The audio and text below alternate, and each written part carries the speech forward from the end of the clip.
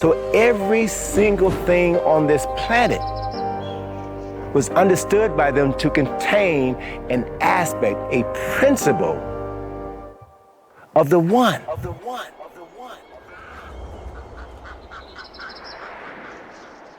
Western society do it too. They call them angels.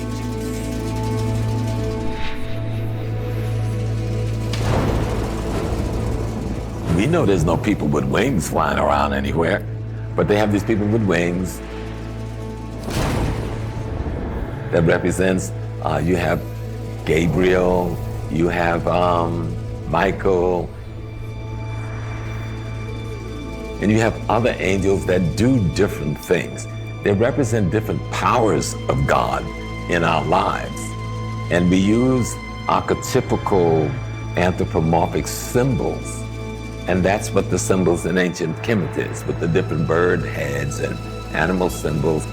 So in ancient Kemet, they looked at this and they said, whoa, he has the keenest eyesight. The falcon is the only bird that can look directly at the sun.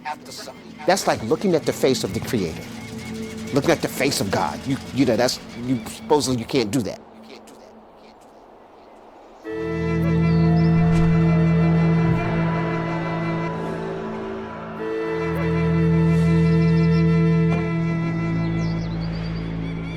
Okay, so they looked at Haru, must be some divine being. We didn't put the bird Haru's head on a human body because we worship the falcon or the hawk.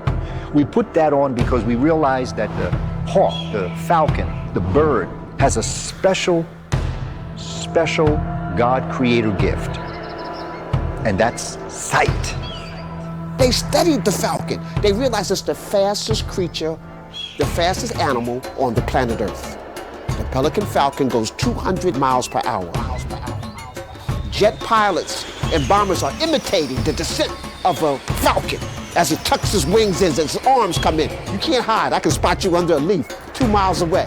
You know, see those concepts. So the king, all the rulers were depicted as great falcons.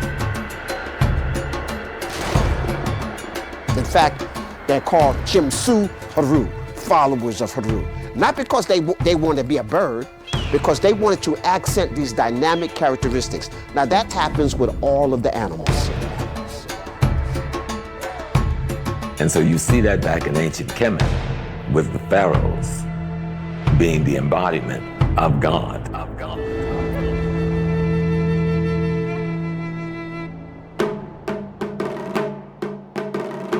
The nature of the sky was called Nut.